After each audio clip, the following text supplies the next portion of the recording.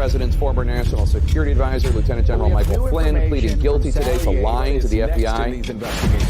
Flynn knew exactly how the system worked. He knew exactly what the intel world had been up to. He understood its funding. They had to get rid of Flynn. There was a moment where I just felt like I was drowning.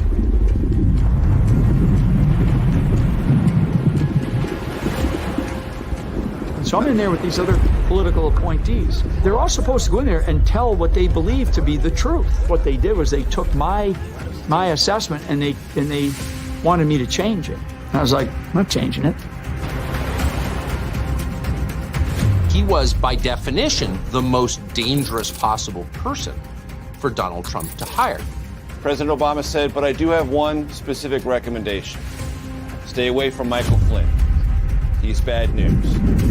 Over time, instead of being pounded down below the surface of the ocean, we started to fight. I'm now above the surface.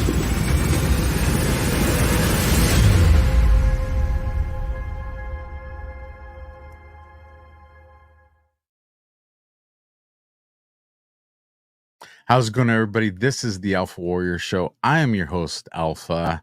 And if you're watching today's broadcast, that means the apocalypse didn't happen and we're still good to go. Or maybe it's not. Maybe there's chaos in the streets. We will know when we know. If you want to see that film, you want to know if it's coming to a city near you, make sure you go to generalflynn.com/alpha, type in your email address, get all the information, support General Flynn. It's my opinion, and I think it's an educated one, that he's one of the most important men in the world right now, alongside President Trump, and hopefully our next president. This is the day of the week that a lot of you guys just watch my podcast for this, and a lot of respect for that, and I appreciate it. But I also need to make sure that you guys understand that even though I'm hosting this show, this Gladio series, this is off the work and the painstaking hours that Colonel Towner and her team put together to bring this content. Is just when this show's done and you guys go to talk about it and go to spaces and share it, Colonel and her team are right back in the grind, researching, vetting, making connections, putting together this picture so that we're informed and see what's going on. So do her a solid, do me a solid. Links are down in the description. Go to her Twitter, go follow her. Go to her Rumble channel and go follow her, because trust me, there's a lot more she's doing than just Gladio, and you need to know about it. We're going to get into tonight's clip. And before we do, let me just get to two quick sponsors. And with that, first on deck, Goldco, big brother, you guys, the digital dollar. We talk about it every show. So by now you've heard this digital dollar idea that's being talked about. It's everywhere, social media, even the mainstream. And how could it let the government monitor and possibly control our purchases and financial activity? Because they're monitoring everything, even alternative pay platforms. Trust me, a lot of us are dealing with this. So to me, that's just a little too big brother. At least that's my opinion. But unlike a digital dollar, precious metals, I'm taking physical gold and silver, can't be manipulated with just the click of a button. If it's in your hand, unless somebody physically tries to take it from you, it's yours, people.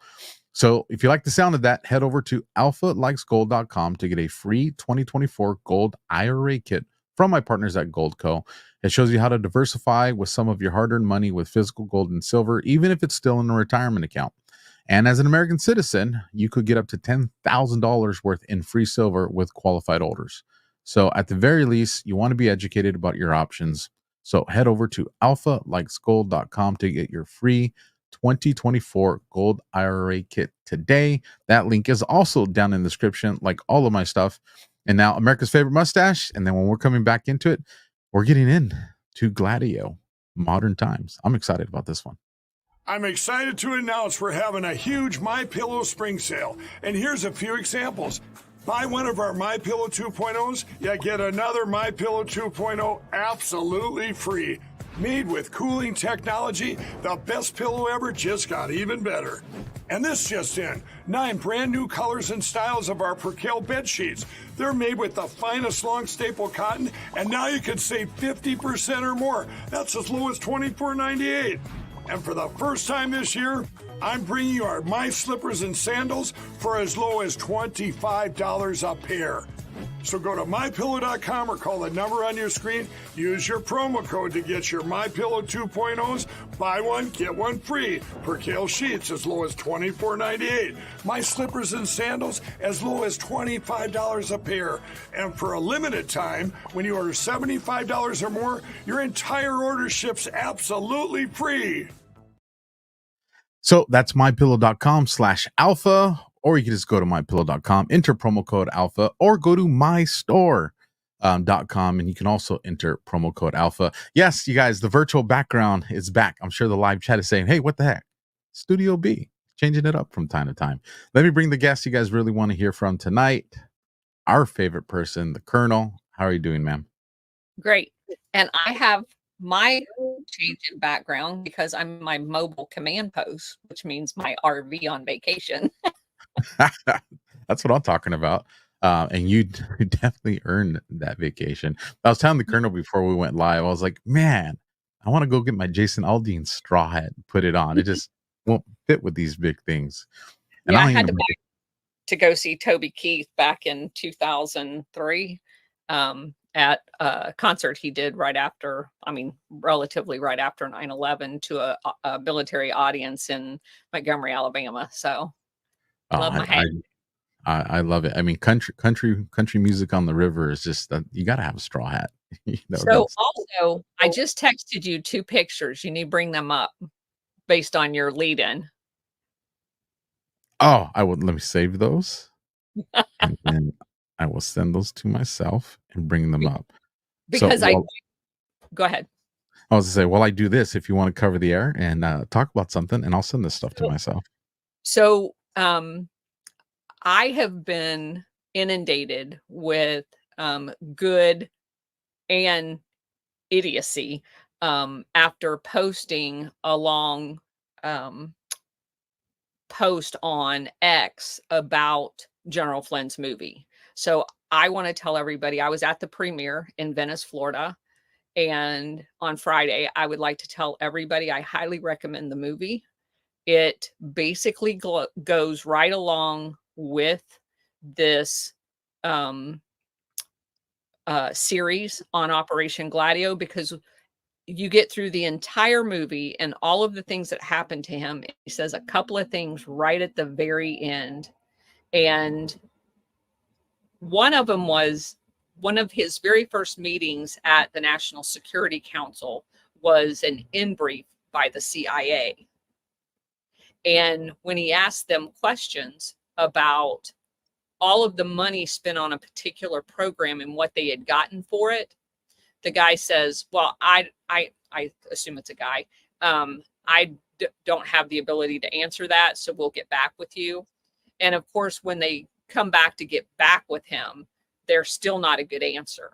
And they know immediately at that point, he's going to do exactly to the CIA what he did to the DIA. And when he did it in the DIA, he got fired for it. And that is to look at where the money is.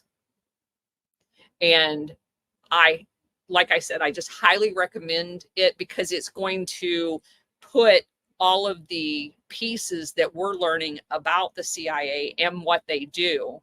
I'm not implying that he was talking about Operation Gladio, because the CIA has been involved in lots of stuff, but we certainly know that they've been involved in this program, and what they have gotten for their money is zero for American public. So anyway, there's my photo.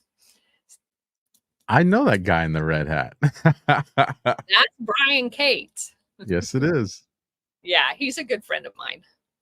That's another brilliant person too.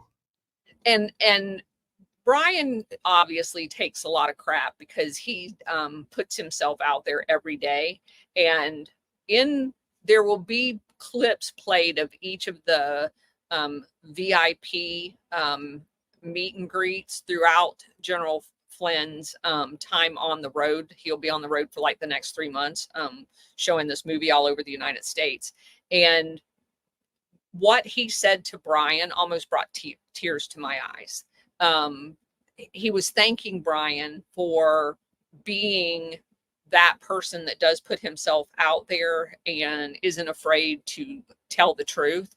And he was dead on, because Brian takes a lot of crap for doing that, and God bless him for doing it. You know, it feels good when your work's appreciated, but when you have the general, like, Exactly. you have the general share some kind words Yeah. about your work. Yeah. That's something that goes in the journal that Yeah. your legacy needs to know about. Yep. So, well, I mean, we could do a whole show just talking about the general We and could. President Trump, you know, and I know that there's a lot of people, and here's the part that, and I want to talk about a little bit more, and then we'll get into Gladio. Sure. There's a lot of good people right now that have this negative perception of the general, and only because of the psychological operations and the propaganda that's been put in front of them, and other people not having the research and the ability to provide those people with the truth to prove that other stuff is false.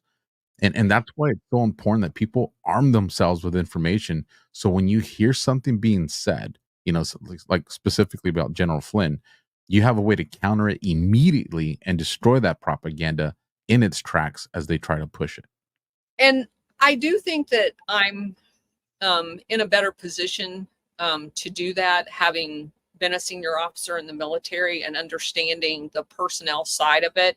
You know, so if you tell somebody, oh yeah, he was at JSOC and he was at the JSOC staff when one of the Haiti operations took place. So, you know, he's bad because he was involved in Haiti. And I'm going, well, how did you get from he's on the JSOC staff to he even went to Haiti? Well, they're the ones that ran the operation. They run like hundreds of them a year. He doesn't go to all of them. So do you have any proof he was in theater? No. Okay. So he's on the staff as the J2, which means he writes the plan. That doesn't mean he goes and enacts the plan. There was a 3-star general that was in charge of the plan forward. And just because you're on the JSOC staff, you have intel embedded in your unit that comes back to him, and he processes it in real time at Fort Bragg, not in Haiti. So it's mind-boggling to me. I mean, our J2 almost never at CENTCOM went to the AOR in any operation in the Middle East, because he ran his staff at MacDill Air Force Base, which is where CENTCOM is located. And it's that same philosophical kind of approach that if you've been in the military and you've been on a warfighting staff, you understand how that works. And the same thing with the Pegasus. Oh, well, he wasn't even working for the actual company that ran that software in Israel. The parent company, which was a defense contractor, not just for Israel, but for multiple governments. He was a consultant to that entity, not even the company that ran Pegasus. And Pegasus was one of many softwares. So that would be like any general that's ever sat on Lockheed's board is automatically bad because Lockheed went forward and did some stupid thing. And not Lockheed, a subsidiary of Lockheed that he may have never even been on the premises of. Right? I'm 100% on board with you. So those kinds of things, and that's what I asked them. So do you have any evidence that he actually even was involved in that subsidiary company? No. Okay. So do you have any idea that he even knew of the software of that subsidiary company? No. So he's up here, over here, and somehow he has to know about this. It's just crazy. And that's true with every single thing they throw out. And the only reason they even know anything about any of this is because there are disinformation agents seeding this narrative. And then I have to say, because you say there's good people out there, but at some point, Alpha, we just have to get real here. We all just lived through COVID. If you're an adult, you lived through COVID. You watch people lie to you on a daily basis. And then you cannot, for 2 seconds, think maybe they're lying. Most definitely lying. Yeah, I don't have any sympathy for them at all. I'm sorry, I don't. If you're going to be stupid online, I'm going to point out the fact that you're being stupid, and I'm going to call you stupid for it. Well, the ones that are pushing it, 100%, I agree with you. I'm saying I'm more. No, I'm even talking to the ones that's buying it. I'm not talking about what's pushing it. I'm the ones that came into my feed when I put my post up about how great his movie was, and tells me that General Flynn's a crook. Those people are the ones listening to the disinformation agents and have learned nothing in the last 3 years. I'm sorry, I have no patience for you anymore. Oh, I'm there with you, and I think the ones that are pushing it, I don't think it's random. I think there's a full blown operation. Oh, absolutely. That's doing that, and for people that, when people say, "Well, if you're part of it, how do you not know?" Well, if you're watching this podcast and you've been following me since I've done it from the beginning, I would make the safe assumption it's because you trust me, and we've developed this relationship and this rapport. What if I told you when I was a detective, we were using a technology called Stingray, and I didn't know what all the behind the curtains things that it was tied to? Exactly. I just knew as a detective, this is a software that they've provided us to catch the bad guys. Correct. And you don't think that, well, I'm working. Government is capable of doing that to you. You don't. I mean, if I thought that the government was corrupt, I wouldn't have signed up to go work with the government. That's my whole point. And anybody that's watching your show should have already heard about the software called Promise, which was stolen from a company called Inslaw by the Department of Justice. And it was modified by the CIA and Mossad for a backdoor. So even if you knew about Promise, and Promise was billed as a money laundering detective capability, right? It pulled in all of this data so you could trace money laundering. The people that created the software, Inslaw, the company, had no freaking idea until much later. They wrote the software that there had been a backdoor modification made by the CIA and another one by the Mossad. They wrote the software. So anybody who wants to make an assumption that 2 layers down and way over here, that he's going to know something about a software, and not just something, but that it was used nefariously, when I can guarantee you it was not sold as nefarious software. And I've talked about it on here too, that software that company was selling, that the CIA and the BND in Germany created, called Crypto AG. It was sold to like 70 countries in the world, all of the South American companies. The CIA and the Germans had a back door in it. Every State Department cable from their country to our country, their embassies here in the United States, was read by the CIA and the BND in Germany. Did any of those countries who was using the software know? No, they had no idea they were being spied on. It's just the lunacy of somebody going, "Oh, well, he got implicated in the Pegasus. He was on a consultant for the parent company." You're like, do you know how retarded you sound right now? Well, the other thing, and I promise you guys, we're going to get to Gladio, I promise, but this is good and we need to talk about it, is I'll have people that are like, well, it doesn't matter. It does, because when it comes to the Constitution, I'm an absolutist, but I also understand you can't be an absolutist in everything, because then everything would be void to you and you wouldn't be able to do anything. You'd be isolated. But they're like, well, no, once you know it, you're a part of. So then I challenge people and I say, well, if that's the case, because most of these kind of discords take place on X, formerly Twitter. I say, well, if that's the case, why are you on Twitter? Well, because I come here for information. I come here for this. Well, Twitter facilitates child pornography. Twitter facilitates, it helps in human trafficking and pushing, genocidal type of themes. So now you're complicit. But I'm not a part of that. I'm here for this. Oh, no. You just said that if Correct. you know something has corruptions to it, you need to and throw it away. Yeah. It's unfortunate, but the reality of things is we're in a world sometimes where to defeat evil, you got to play on the devil's playground. Like that's the way this is. It's, you know, and I've always had that mindset from doing undercover work. Like, you got to go places where you would never go. Like, you just would never be a part of those things and even say the things that you say. And And if also, I'm sorry, I didn't mean to interrupt you, but I also have to point out what you just said, because if you go back and look at operations like Operation Greylord, where the good guys were the bad guys and the bad guys were the good guys, they took down all of the bad guys in Chicago. It took them almost 9 years to run the operation. And it was good guys embedded in the bad guys.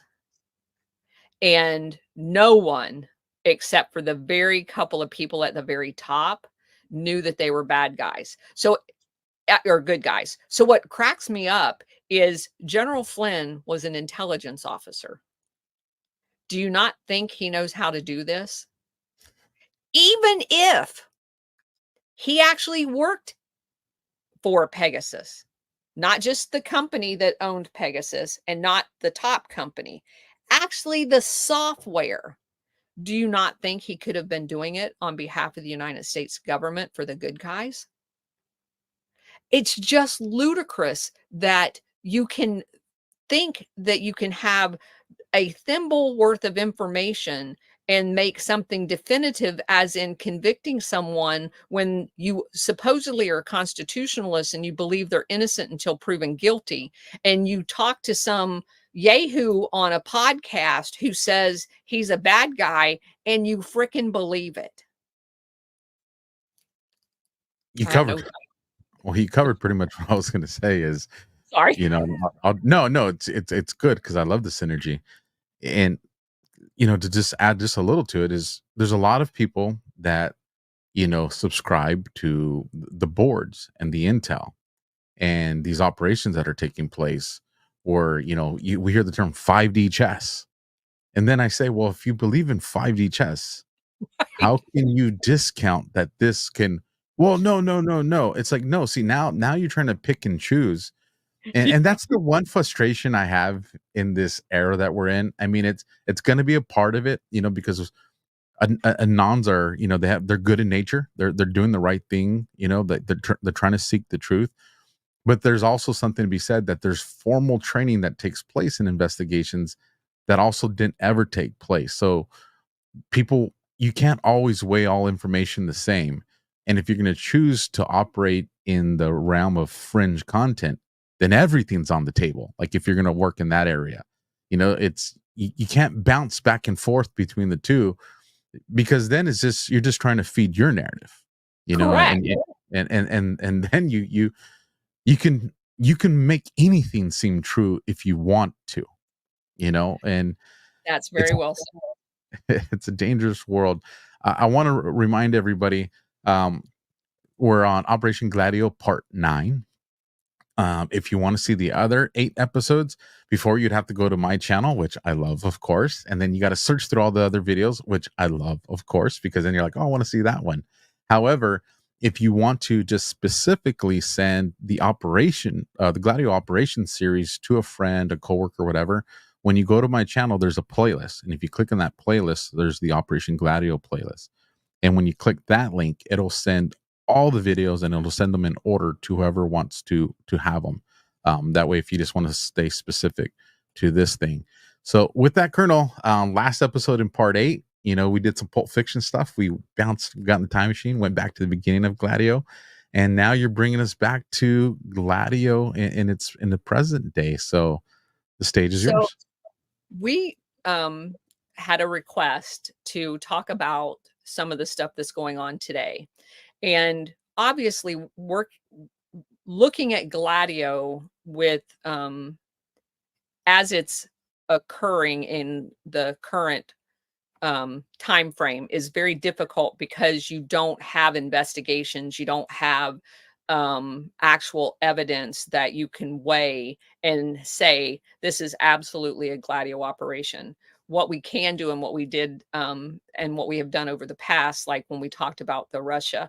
I love stealing Brennan's line that it had the hallmarks of a Gladio operation, and I articulated why.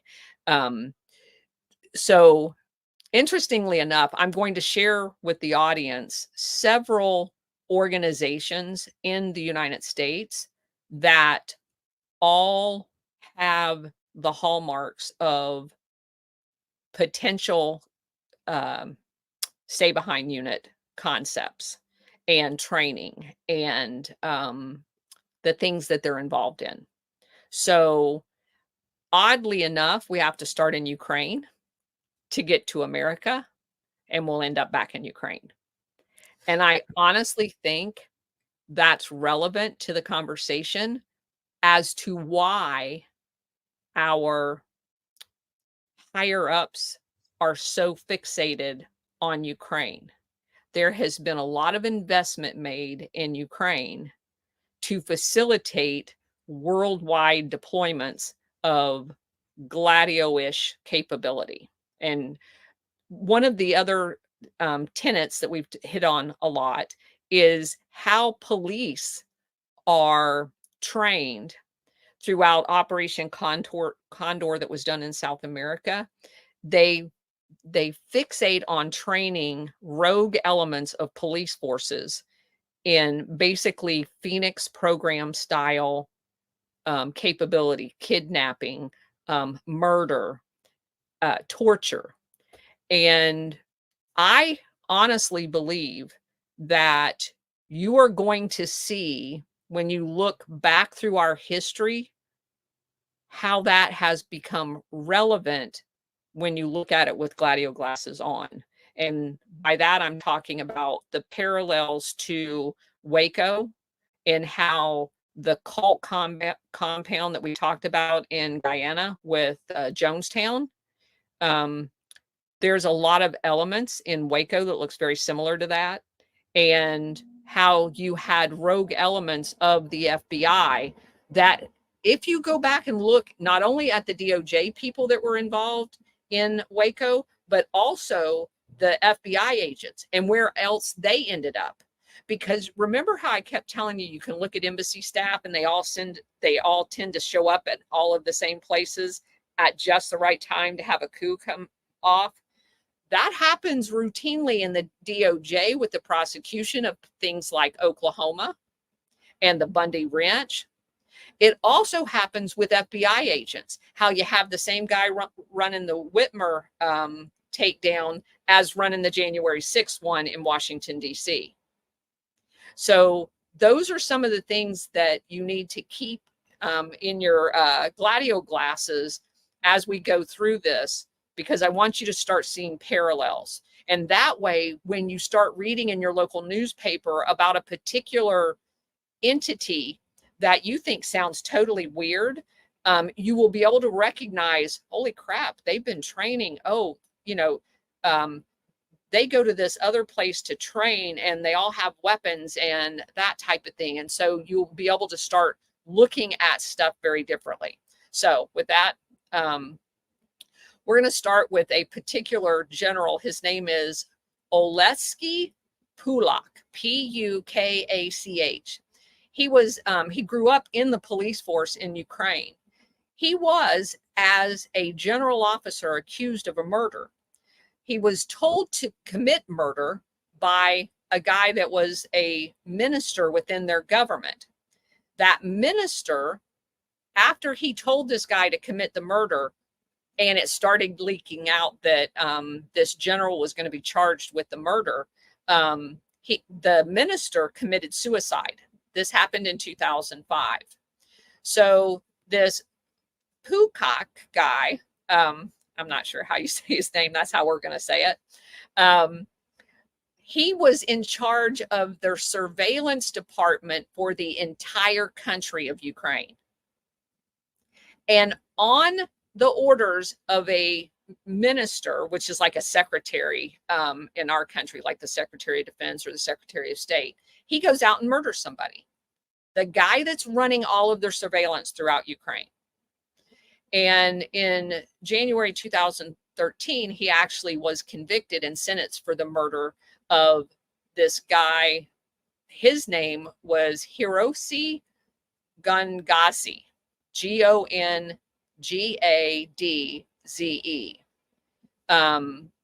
The murder took place in the year 2000, and his body was found beheaded 2 months later after he had actually been killed in a forested area of Kiev, which of course then the forested area immediately makes my mind go to that's where Gladio caches are located. And this sent shockwaves through the entire country in Ukraine. So supposedly the defense was, hey, I did what I was told to do. And, you know, we know already that's not a defense. You commit murder, you're going to get convicted. So there's another minister that was implicated in that whole thing too. And what was interesting is since 1992, up until the time this was occurring, there had been over 50 Ukrainian journalists that were killed while doing investigations into the Ukrainian government. Now, those of us in America kind of sit back and go, oh, gosh, that's awful. Ukraine's a mess. Do you know how many journalists have been killed in America looking into the criminality of our government? You're about to shock me. I'm not going to give you a number, but I will tell you that you have a crap load of them that have been killed. And of course, probably the most famous one is Danny Casolaro. And he showed up dead in West Virginia while investigating a thing he called the octopus. And he was, go ahead. I'll say the octopus because Mike Benz, word got to me that he's been doing some takes. I guess they're called the octopus murders. I could be convoluting it with something you've told me, but I guess there's a Netflix series that's out. So that is about Danny Casolaro, and basically they kind of cheap out at the end, as they always do, like with all the commissions, like in JFK, and they don't actually suggest who it can be. I can tell you unequivocally, just from going back and reading his articles about the drug trafficking, the weapons trafficking, he was talking about Operation Gladio unequivocally. And you can understand how somebody would label Operation Gladio an octopus. Well, I use the wagon wheel. He used the word octopus. And you can go back and read his research, the things that he wrote. He was, and the other guy, what's his name? That was out west. Michael Hastings. Yes. All of these people, and there's a lot of them that show up dead. So the Michael Hastings one is really interesting to me. I've been wanting to dive into it because I don't know the backstory. But I know he was out in the Middle East. He was out there during the time, I want to say, with like Laura Logan and all of them. And he ends up revealing that some of the generals are like trashing Obama, like, because they got comfortable around him, and he ends up going public with it. But the way his death is, and the reason it caught my attention, because somebody sent me a clip from Joe Rogan. And Joe Rogan is interviewing this guy that he's one of the engineers that works with the computers in cars. And Joe Rogan's just like, hey, man, there's these conspiracy theories that people can hack cars, you know, and this is pre-Tesla stuff, right? And the guy's like, well, you can, there's vulnerabilities. And so Joe Rogan's like, what? And the guy's like, there's certain things in the vehicle that they're computerized and you can get into them to where you can make essentially, what do you think cruise control is, you guys? It's a local network to the car, but still nonetheless, it can be hacked. So there's video of this guy's car and it's accelerating and it just smashes into a palm tree and explodes. Yeah. And but they said that he was working on revealing something else that had to do with the military industrial complex, and then poof, he's gone. Yeah. Happens all the time. So, back to Ukraine. So basically, they talk about some other guys that died while they're writing different corruption stories on the Ukrainian government. So the bottom line to that is it's unequivocally true that the Ukraine government is massively corrupt. So despite the interference from the West, in 2010, Yanukovych would go on to win an election. Now, remember that Yanukovych and what's the other guy's name? I have it down here later. We'll get to him. But Yanukovych was the guy that basically got defeated in 2004 and 2014 through CIA coups, right? So he comes back and actually wins an election in 2010. And basically protests are prohibited. You've got this girl who, there's basically three factions of politics in Ukraine, one of which Yanukovych is in charge of, Poroshenko, that's his name.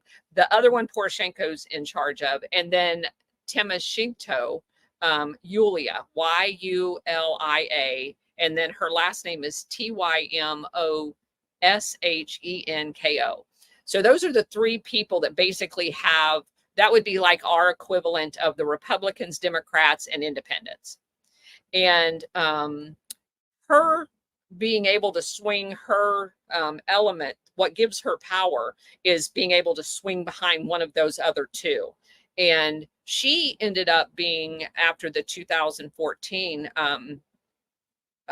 coup, she's the prime minister. So she has lots of pull there. So she becomes the prime minister as early as 2005. And she was put in jail for several different crimes that the EU, as much as we believe them, was saying they weren't actually crimes. But she's kind of used as, her having been jailed was used as kind of a martyrdom type thing when the CIA went to do their second coup in 2014. They all basically have their own militia type entities, and the not the Yanukovych, Poroshenko side are the ones that actively use the Nazi historical ties that are the Azov and the right sector, right? So those are considered Nazi originated paramilitary entities. So they fit the definition of Gladio operators, even if they're not operating from a stay behind kind of concept where they've got caches of weapons stored. They represent that philosophy, if you will. And those two militaries, both the Azov and the right sector, were deployed after 2014 into the Donbass region, and they begin attacking the ethnic Russians there. When that happened, this Yulia woman, there's records of her going in. I don't know if your audience knows about the baby hospitals in Ukraine, but surrogacy and or baby farms is a huge business. It's a multi-billion-dollar business in Ukraine. They sell babies. I wasn't even aware of that. All right, they sell babies. And Wow. do not, unless you are prepared, do a search called baby farms. Oh, There's I can lots of them. imagine. There's lots of them.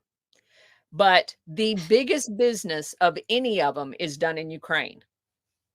So she was going into these baby hospitals when Russia was in the process of annexing those entities and moving out all the babies. God, that's horrible, Colonel. That thought just stayed in my head. That so they're just bypassing doing the quote unquote kidnapping, human trafficking, and just having these babies born. They pay women in Ukraine either to be artificially inseminated with sperm from the donor parents, or just to have babies in general and be artificially inseminated, or just go out and get pregnant and sell their babies. And they actually pay them to do that. So this guy that, I mean, you can look him up. There's one guy over there. He's an oligarch, and that's how he owns the entire industry, and that's how he makes his living. And he charges couples that can't have babies, like in the United States and other European countries, like $50,000, and he pays like the woman that's having the baby like $8,000 or $10,000.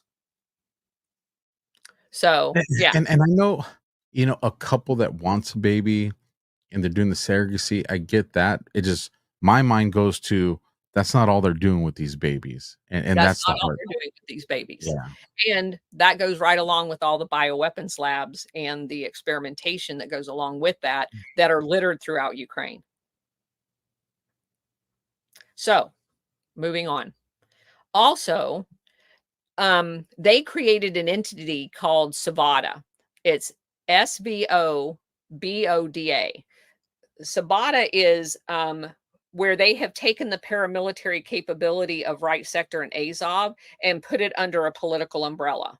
And this has happened all over the world, where you had the paramilitary Operation Gladio, and they try to then morph that into a political entity that would be basically implementing fascism into the country.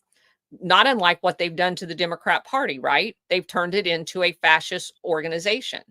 So you can just kind of think of it as that. You now have all of the tenets of fascism on underneath the DNC. So SVODA is that for the Ukraine. And that's where they get their political legitimacy, if you will. So the SVODA entity was very much supported by Yushchenko's presidency, who is who the CIA put in place after 2004 coup and 2014. Both times he gets installed. And what's most important about that is his relationship with a guy by the name of Ihor Kolomoisky, who is another oligarch. And I think we touched on him during one of the shows. He's the guy that owns Privat Bank, and he is also the guy that owns Burisma, which basically bought Biden and Hunter. Okay, so Ihor Kolomoisky gets appointed after the 2014 CIA coup to be the governor of what will end up being a border province to Russia once Russia annexes the Donbass region. So he technically wasn't touching Russia until these people all voted to leave Ukraine and be annexed by Russia. So now he's on the border, right? So his province after 2014 became very important.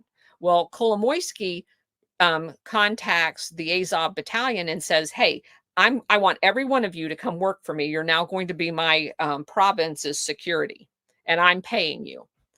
And in addition to providing security for that province, that is where the Gladio operations were launched into the Donbass region, where they were attacking schools, they were assassinating mayors. It was all ran out of Kolomoisky's province and the Azov battalion doing it. Kolomoisky is also. Go ahead. Can you just confirm the spelling on Kolomoisky? Kolomoyskyi.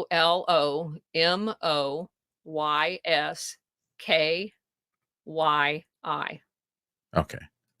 Got him. And he also serves, and has served for a long time, the president of the United Jewish Community of Ukraine. And it was stated in 2010 that the party had shifted from ultra-nationalist closer to the center, which is garbage, talking about the SVODA, because they had not. As far as I'm concerned, it's a joke. And he says it only because he actually begins using Nazis. So you have this Jewish guy that hired all of these Nazis to go after ethnic Russians. And you have to go back because this is so important why people have to understand history. The Bolsheviks were primarily Jewish as well that went into Russia in the early 1900s and set up Bolshevikism, which turned into communism and murdered tens of millions of ethnic Russian people, right? And supposedly this is all being done in retaliation for Jewish people having been killed in Russian pogroms and that thing. And so you have to understand this diabolical hatred that exists. And I'm not saying who's right or who's wrong. You just have to understand why. So most of us, when we first came across this, are scratching our heads going, what? How's Jewish people hiring Nazis to go kill Russians? Does that make any sense? You're just like, they're enemies, or at least should be. So, right. And so it makes it implausible for someone then to say, oh, well, those are Nazis. Well, they can't be Nazis because Jewish people are using them. Yeah, they can. And just to further that point, Israel hired Otto Skorzeny on multiple occasions. And there's probably no bigger SS troop than Otto Skorzeny. Okay. So it's not the first time. I'll just put it that way. All right. So the U.S. ambassador to Kiev, who we all met during the whole impeachment, Jeffrey Pyatt, P-Y-A-T-T, said in 2014 that he had been positively impressed by Svoboda's evolution in opposition and by its behavior in parliament. Because after 2014, both of the leaders, the one of Right Sector and the one of Azov's, gets put into their Rada, which is like their Congress, right? So they are literally whitewashing Nazis. And our ambassador is applauding them for it. So he goes on to say they have demonstrated their democratic bona fides, which is ridiculous. So they also function as basically like special police patrols, not unlike the Phoenix program in Vietnam. And basically it was done in retribution because both in 2004 and 2014, the ethnic Russians outnumbered them in voting populations and voted in Russian, and you can't even really say Russian friendly. They just didn't want to be part of NATO. They understood that they had a big trading bloc with Russia, and they didn't want to be part of NATO because they knew that that would jeopardize their commerce with Russia. And so, I mean, you can't even say they were Russian friendly. They were just doing what was best for Ukraine. But that wasn't allowed. NATO doesn't like you doing anything with Russia. So I'm basically telling you all of this stuff because I have a lot more, but just for time's sake, I just want to paint the picture that there is Nazi presence, both with Azov and Right Sector. It was proven in a court of law that in Ukraine that Right Sector was the ones that orchestrated the massacre in the town square in Kiev that was blamed on the government. And as a result of that, the CIA insisted that the government that was the pro-Russian government of Yanukovych get kicked out, and Poroshenko was installed. And so that's kind of the gist of how big this is. And so it's not speculation. It was proven in a court of law. Also, I want to point out that these people were these people in Right Sector and Azov in the Donbass region were lynching executives, torturing, killing journalists, burning activists alive. And in the they slaughtered civilians in Mariupol. They bombed with white sulfurous in the Lugansk and Donetsk oblast areas. And then we already talked about the massacre in the Maidan Square. So that's kind of the story that you have there. So it's also important to point out that the story of the Stay Behind's presence in Ukraine was told in 2014 by an Italian journalist, Manlio Danucci, according to which Ukrainian neo-Nazi militants, which he labeled UNA-UNSO, UNA-UNSO, had been trained in 2006 in Estonia by NATO instructors who taught them fighting techniques, urban warfare, and the use of explosives for sabotage and attacks, which this is exactly what we've heard in every single instance of Gladio in Europe. It is the same strategy that NATO made in Italy during the Cold War to form the secret paramilitary structure of Gladio. Blue helmets of Maidan, a fighting unit applying in Kiev the same urban techniques that had been experimented with in Gaza.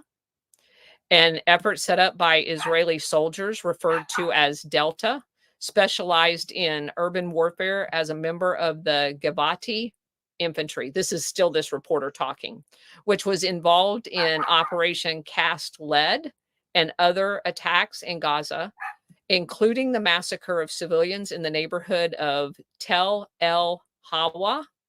He was in Ukraine pretending to be a businessman, this same guy that's setting this whole thing up in Israel. As he told the JTA, his platoon takes its orders from Sloboda, which are the Azov Nazis. That is to say, a party that behind its new facade retains its neo-Nazi ties. The presence in Ukraine of an Israeli military specialist is confirmed by the information relayed by the JTA and other Jewish news organizations, according to which many of the wounded in clashes in Kiev with Kiev police were immediately carried off to Israeli hospitals, evidently to prevent someone from revealing inconvenient truths, such as the one about the people who trained and armed the snipers in Maidan, which was the right sector element, with the same precision rifles fired on both the protesters and police, all being shot in the head like they're snipers.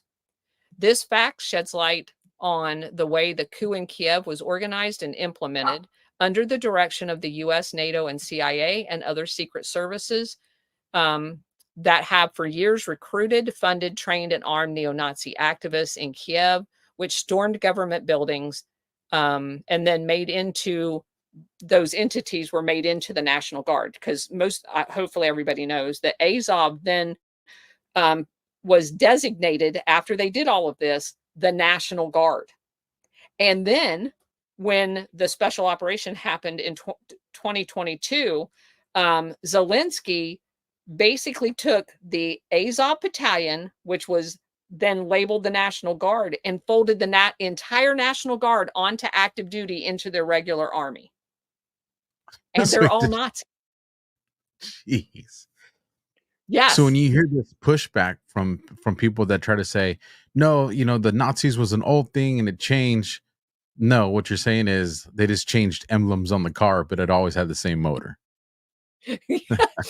And obviously that's why I was saying the other day when somebody asked me about whether or not the Russian thing, when, you know, they immediately come out and go, oh, it was ISIS. And I'm like, you know what that is to somebody in the military? It's a Velcro patch, right? Oh, let me take my Azov battalion off and I'll put my National Guard one. Oh, I'm going to take my National Guard one off and I'm going to put my Ukrainian army one. Oh, you want me to go kill some people in a theater in Russia? Okay, I'll take that one off and I'm going to put my ISIS one on. That's literally what these people do. It's a Velcro patch. So I'm going to clip that part. That one's important. I'm going to be playing that one a lot. It's a Velcro patch. Okay. So, and you know what? My brain just like had a million things because that point right there is so important, because if you go back as far back as the before World War II, where the UK was going into places like Jerusalem and Egypt, and they appointed the most Western friendly Islamic guy as what they called a mufti, a MUFTI, which was like the Islamic scholar. What's Britain know anything about what a Islamic scholar is? They don't. They picked the guy that's going to be their stooge. And the Mufti of Jerusalem would literally dress people up. They would dress up Islamic people, this faction that he had. He would dress them up as Islamics and have them attack Jewish, and then he would dress them up as Jewish and attack Islamic. And just because they changed their uniforms doesn't mean they're not who they were originally. And this is a tactic with these stay behind units, is they will morph into anything in order to create the chaos to further the agenda of the international syndicate and the Gladio controllers. And that's such an important thing. You can't, in these instances, trust anybody that's initially identifying any of these people as to what they actually are. You have to go back and look at who their affiliations were and basically track the money to understand who they really are, because it's not what it appears to be initially in almost every case. I know there's probably people in the chat that are just like, I need evidence. It can't be just as simple as just changing a uniform. It is. And this is not something that's, I'm proud to say, because I love our military, but I interviewed the father of a man, probably about 2 years ago now. And this is the father wrote the book for his son, Michael New and Daniel New, and it's Mercenary or American Soldier. And the foundation of this story is when they were sent to Europe, an entire battalion of soldiers was given UN uniforms and told to show up in formation in those uniforms. And only one soldier showed up in his army uniform and said, "No, I'm an American U.S. soldier. I'm not putting that on." Correct. And what happened? Court-martialed, persecuted, and all that. So if you need evidence, go research Michael New and Daniel New, father and son there, and you'll hear a heartbreaking story. This absolutely happens, and that's that's the American military. And in the case of Operation Gladio, you have the Red Brigade, supposedly communist in Italy, and that's kind of the impetus, the anti-communist element of Operation Gladio. It was set up to basically fight communists. Well, you have to have communists if you're going to justify spending hundreds of millions of dollars on this capability. Well, they basically made the communists. At the end of the day, after they got through with all of their investigations in Italy, it was found that the actual leaders of the Red Brigade were actually the Operation Gladio people. They gathered in local labor unions and people that they would refer to as communists that were really just like equal rights, wanted labor representation, which at the time they were a fascist. They had just came out of being a fascist state where the workers had no say at all. And so they labeled those citizens as communist, and they put in these actually Gladio people with the red armbands called the Red Brigade. Then those guys, the ones that were the actual Gladio operators, would go out with their armbands on, not the normal people. They all went home. They would go out with the Red Brigade armbands on and assassinate people. They would blow buildings up. They blew trains up.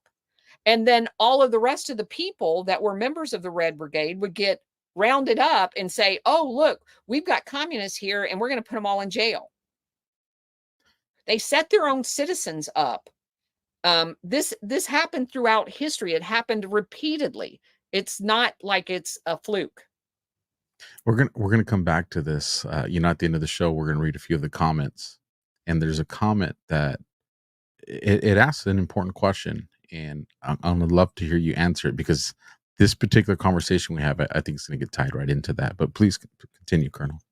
So we've got basically one of the places that they were doing this paramilitary training was called Camp Darby, which is a military base near Pisa in Italy, for the people that were functioning in Ukraine. And I'm telling you, this is current day. They are doing it today at Fort Benning, Georgia. They are still training people at Fort Bragg. Do the military trainers know who they're training? Absolutely not. Because as I've said before, I had Turkish people in aircraft maintenance in the tech school that I taught in. I was told they were in the military. I would not have known if they were in a Grey Wolf, which is their Operation Gladio people. I would not have known. There's no way you can know. You trust your government to only bring in people to the United States and have the U.S. military train them that are like fellow military people that we would be in NATO operations with and want to train to the same standards because they're flying the same aircraft that we are. And so that's what we thought we were doing. But it has been documented repeatedly in these things that I have looked at and read that we trained these pararescue people or paramilitary people to do some really bad things. The incident in Florida, where you had the foreigner that ended up opening fire and killing a bunch of I believe they were Air Force at Pensacola, the pilot training. Is that the one you're talking about? Yeah, that's what I'm talking about. For those that don't know, Cal Serafin, he's the FBI whistleblower. We had interviewed a gentleman that was on one of the local agencies out there that ended up responding to that incident. And for those that don't know, Kyle was actually tasked with going out there to look at the scene of that homicide and that particular suspect. And that was my question. I was just like, whoa, foreigners on our military base? Like, that just seems dangerous to me. It happens every day. So obviously not with very good vetting, but I'm here to argue that they're there on purpose. That's just I've seen the document. So anyway, you've got this Svoboda infiltration into the Rada and everything over in Ukraine. Well, then one of the very first things that happens after that 2014, and they're basically incorporating now this radical element of Operation Gladio, Azov, right sector, blah, blah, blah, into their government under the umbrella of this Svoboda thing, is that they begin purging officers out of the military in Ukraine that stood against the infiltration of this Nazi element, not only into the government, but into other facets of the military and the infrastructure over there. So the similarities to what Obama did to our military and the firing of all of those hundreds of general officers really rang true to me. And then, of course, COVID also got a lot of people that were liberty minded out of the military as well. And if they were not out, they were at least identified. You just sent a light bulb off in my head. The firing of the generals preceded COVID. Yes, it did. So yeah, so you get a bunch of Obama acolytes in there, and then you do COVID. Well, and not only are you putting the Obama yesers in there, but you're probably removing all the opposition that's going to stand for the troops, people that are probably going to expose it. Oh my God. And you're going to tell me you didn't know it was going to... Just another fact that you can articulate that they knew COVID was coming down the pipeline because they planned on it. So, and you have to purge the military if you're going to be doing something really bad. So how does this transition to the US? Well, I just told you what I think is part of it. But the use of neo in front of Nazi is also bullcrap. And I do think that that's similar to the I don't play their word games. So I don't call anybody a neo-Nazi. You're either a Nazi or you're not a Nazi. The same thing with Gladio. It's either Gladio or it's not. There's no Gladio A, there's no Gladio B. That's all garbage because they want to segregate as if neo-Nazis are somehow different than actual Nazis. They're not. They're exactly the same thing. They believe exactly the same thing. Don't play their word games. It's either Nazi or it's not a Nazi. So, my question is this for the audience: is elements of our FBI, like the Ukrainian National Guard, is elements of our federal policing, like the Secret Service, the U.S. Marshals, are they also in this group? We've also established that the Fort Benning school that created a whole bunch of these people and trained them began, and this has been going on now for several years. The Border Patrol and ICE agents are all now attending that same school at Fort Benning. So are they trying to build up this paramilitary policing capability here in the United States? Because I will argue the one thing that I've learned most about this Operation Gladio is every single thing they're doing in the United States has been done somewhere else as a practice run. And I honestly believe much of that, not that they didn't want those governments to be fascist, because they actually installed fascists in them when they couped them, but I believe a lot of the institutional wherewithal on exactly how to do those operations is written down somewhere in a planning document. Because you are watching elements of the Phoenix program being implemented, the January 6th, the political prisoners, that all is basically the Phoenix program in many regards. And so it's important to recognize those things. And the only way you can is by knowing your history. Well, here's one. I'll throw this to you, and maybe you and your team can look into it if you haven't already. But when I look at that, it's okay. Well, one would say, well, you have to train these people, and some of these, you compartmentalize everything so people don't really know what they're a part of. But what's one of the way you can get documents? You can track documents. You can have people doing all these things, because obviously you can't tell good people they're doing something shady and just think that they're going to go along with the process. You have to conceal that. When I was in law enforcement, one of the things that became mandatory for us was FEMA training. And when you look at it at the surface level, you're like, well, okay, it makes sense, incident commanders and all this other stuff. But one thing that I found really interesting, because of how strict and how they pushed it on us, is you get a second social security number, everybody. We just don't call it a social security number. It's called a CID number. But that number never gets changed. I have it to this day because I went and checked to see if I could still get my FEMA logins, which I can. They'll probably take it away after this show, but since I put it out there. But it's one of these things where you have to protect that number the way you would protect your social security number, and it logs all the trainings that you have. It also it ties you to a region, and so you would say, well, where are you going with this, Alpha?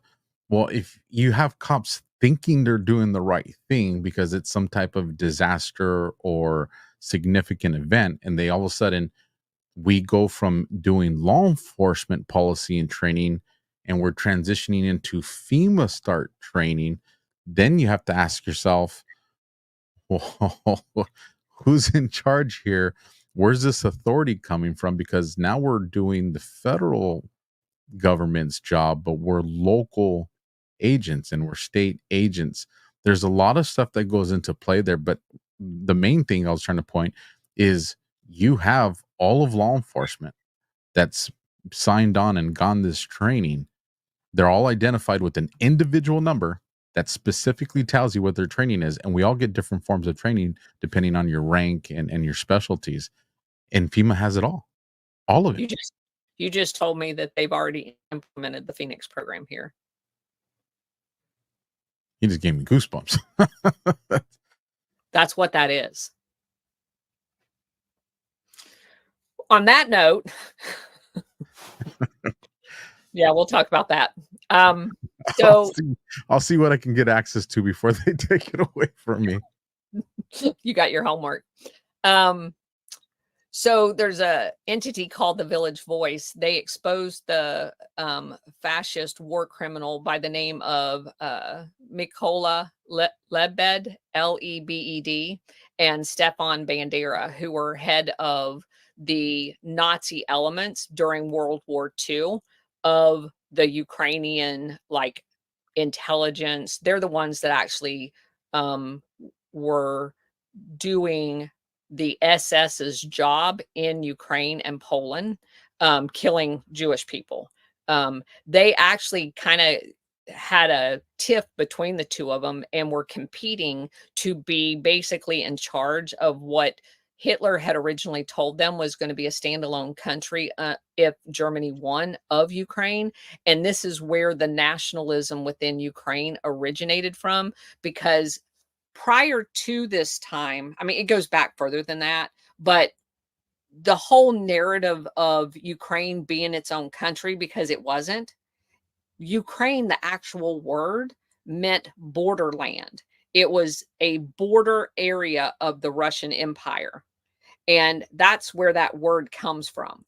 And so there was this man-made, as Putin said, in his interview with Tucker, this man-made nationalism, because that's how it's a psychological controlled narrative, is if you create this nationalism and you basically brainwash people into you can do anything if it means instilling nationalism or in the process. So if somebody else threatens that nationalism, you basically have a blank check as to what you can do in order to defend the nationalism. It becomes a religion, if you will.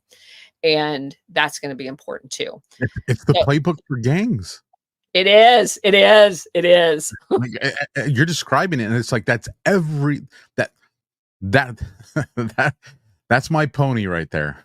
That's So, exactly what it is, and that's a great analogy. So you have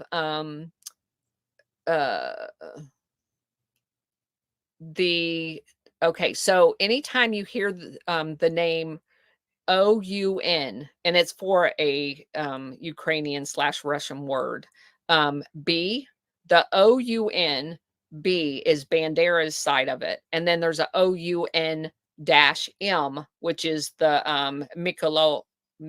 Mikola Ledbed version. So you have a -B and a -M, and those are two factions of Nazis in post-war World War II. The guy that, let me get his name. and I'll bring up on the screen, there are two different emblems over here. Yeah, thank you for doing that. So OUN one, and this one is the other one. So the guy that was in charge of the intelligence for those guys when they were still working together actually was imported into the United States and ends up working for the CIA, under the CIA's protection. There's an entire community in New Jersey that's named after these people. And the journalist exposed their connection to the World Anti-Communist League. And they were basically, that I've told y'all before, that the World Anti-Communist League was a disguise for these fascist Gladio operators to have meetings all over the world and plan events under the guise of World Anti-Communist League. And so they coordinate drug deals, mass murders that would happen in Asia and Latin America. This entity is led by a guy by the name of Yaroslav. It's Yaroslav Stetsko, Stetsko. And he meets with conservative politicians all over the United States and Europe. Stetsko lived from 1912 to 1986. So, I mean, he was around in the 80s. Stetsko and his wife Slava had been invited to meet Congress, U.S. Congress, President Reagan, Vice President George Bush in 83. The year before, Congress had flown the red and black OUN flag over the Capitol building. They're Nazis. Then in 1988, a journalist, Rush Bellant, who had spent a few years infiltrating meetings of the ABN, which was what this guy's entity was called, the umbrella of the OUN, he attended the meetings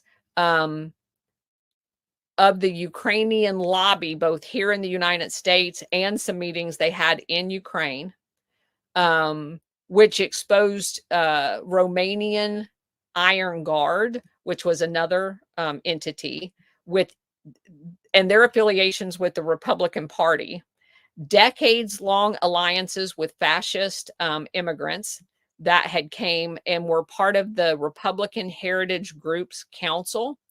8 members of Bush's presidential campaign, when this all got exposed, was forced to resign, including Ukrainian American OUNB members Bohdan Fedorik and Ignatius Belinsky.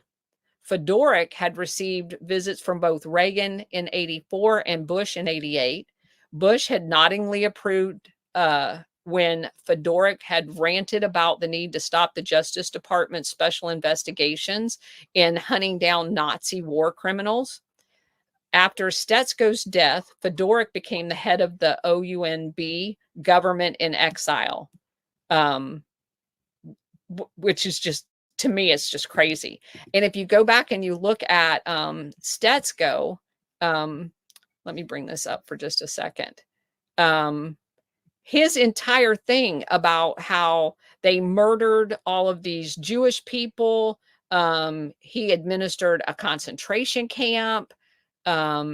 He was basically born into a Ukrainian Catholic priest. That's who his dad was. His dad's name was Seaman. Can't make this crap up. That's awesome. I know, right? And so you just start looking at this stuff. He was part of Operation Barbarossa.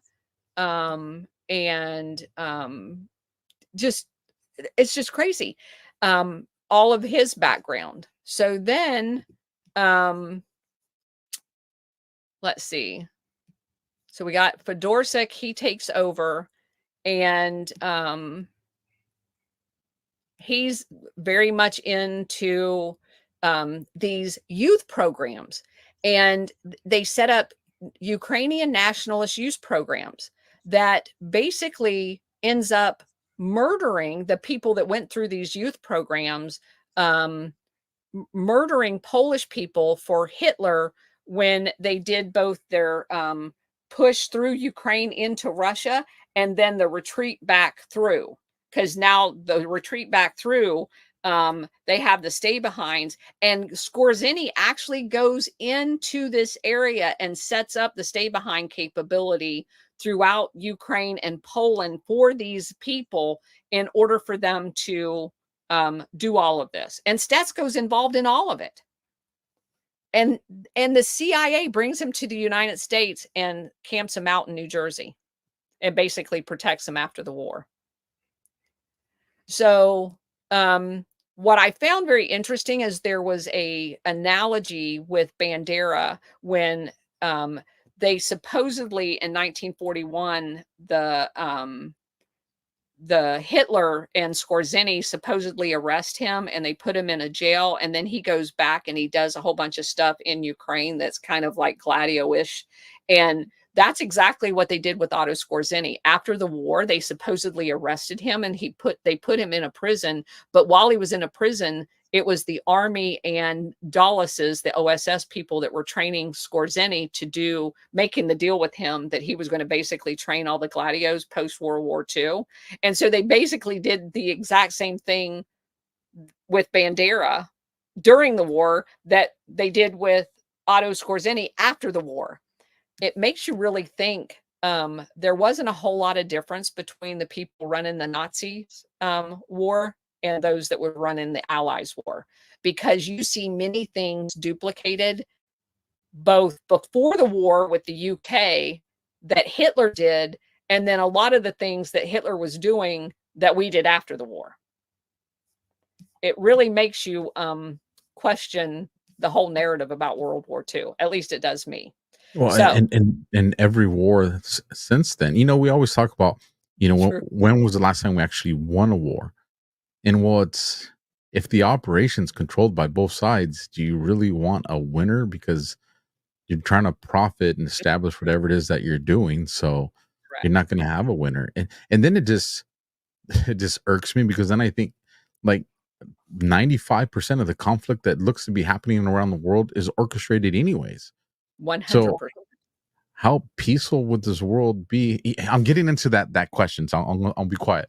I'll give it back to you. We're going to get there. So in 1958, you have the 4th annual Anti-Communist Congress, which is put on by this World Anti-Communist League. And you find all of these people that I just talked about there. What's interesting to me about that, and I have to keep hitting this point, is that there is Taiwan is where this Anti-Communist League was actually created. And people will go, well, that makes sense because, China was communist, but that's not why. The Chiang Kai-shek guy was the drug dealer of the entire world at that point. He's the guy that had been cultivating poppy in China, that had basically, after Mao comes to power, he gets kicked out of China. And then he moves his poppy operation and his army, the KMT, into Burma. He gets kicked out of Burmese. And then he goes to Taiwan because the Japanese, just after World War II, had been kicked out of the island that belonged. It was called Formosa at this point. It was Chiang that changed the name to Taiwan, and he brings his KMT army to Taiwan and turns it into what? A political party. So he takes the drug enforcement entity called the KMT that had protected all the opium fields all over China and Burma, and sets them up as supposedly a political party in Taiwan that is still in control of Taiwan today. And so that's just another piece of this. And you see this Stetsko guy and the Taiwan delegation. There's actually a picture of them. We don't need to show it, but it just shows that you have this entire world structure of this anti-communist entity, which is Gladio. And they meet all of the time and they do all the planning and coordination. So I go through all of that Nazi leadership to bring you up to today and how that transitions into the United States. Well, keep in mind that the original entity in Germany were called werewolf units. We also have the wolf as the emblem of the gray wolves in Turkey, which Turkey has had. Erdogan's trying to get rid of them, but the largest Gladio operations network of any NATO entity, any world, any country in the world. Turkey had the largest number of trained Gladio operators, bar none. Their primary element, there was some branches of it, but the primary organization that housed their Operation Gladio program was called Grey Wolves. So this wolf thing kind of goes a common theme. And I want y'all to know all of this stuff, because when you come up to, because now anytime I hear something called a wolf, anything, I'm like, what is that? It's again with your Gladio glasses. So there's a thing in the United States that's based in Lynchburg, Virginia, called the Wolves of Vinland, Vinland. God, it's something up, Colonel. I gotta interrupt Go ahead. because I better get ahead of it before someone digs into it and says, "Oh hell no, Alpha." I just think of it more as divine markers that the Lord took to me because one day I was going to be here. And it's funny because you've mentioned the werewolf units before, but it didn't click till now. The first largest operation that I ran, it was a gang injunction, hundreds and hundreds of officers and all that. Well, when you run an operation, you get to name the operation. I swear, you guys, Alpha's who Alpha says. I'm not some hidden agent. I'm not. When I chose to name that operation, I think we called it Desert Wolf. Oh, that's funny. And, and like I said, obviously I didn't know anything about any of this now. Because I would have chosen a different name. Would have been doing a lot of things different, but it's crazy. It's divine intervention. Like I constantly see it, future proofs past type things. What's interesting to me about this is how it opens our eyes, right? Because once you start recognizing patterns of some of these things, you are better prepared to see the world for what it really is and not with rose-colored glasses on. So, we'll forgive you that one. Okay. So the Wolves of Venland is ran by Paul and Matthias Wagner, Waggener. This entity was actually responsible for the 2014 Isla Vista killings, the Isla Vista. It involved Elliot Rogers, where 6 people were killed and 14 other wounded with gun, knives, and ramming people with his car. He was a part of this organization. And this Rogers guy, I think it happened in California. I know it did. It happened on, they were involved in he was going to college. It was a campus type of thing. He knifed, stabbed 3 of his, 2 roommates and one of their friends to death. And then he goes and he shoots up a place. But of course, he fits the mold. He had a therapist. His father, this kid was actually born in England, and his father allegedly had ties to the intelligence community in England. His dad was a British filmmaker, and his grandfather was a journalist, which, of course, all of those facets have intel written on them. His mother was a Malaysian Chinese nurse, and had basically served as a research assistant in a whole bunch of film productions. So, the kind of sketchy intel background where it could have been an activated entity, person to pull this off. But they basically, their philosophy, and everything I'm about to tell you, their philosophy, as you will see demonstrated, is pagan. They all believe in the Nazi thinking, the supremacy of the white race, that whole line of thinking. That this entity had to take an oath of loyalty to their quote unquote tribe. Another guy that I came across is named Jack Donovan.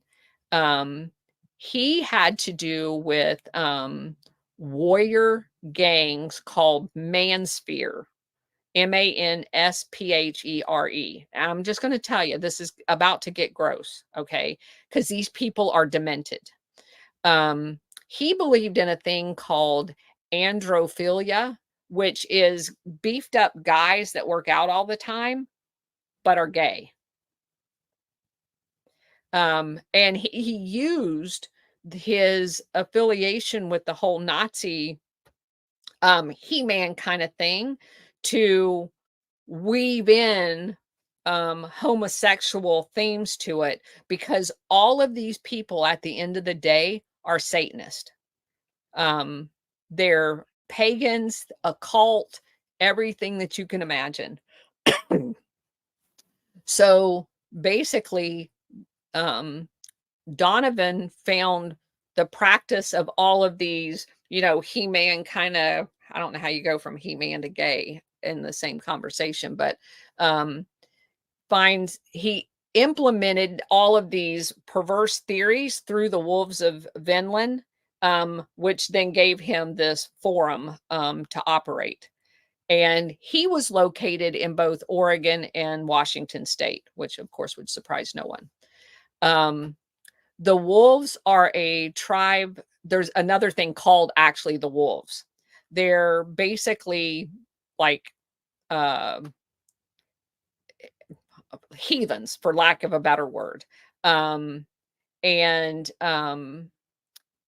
They bashed Christianity. They said that it was an indigenous religion that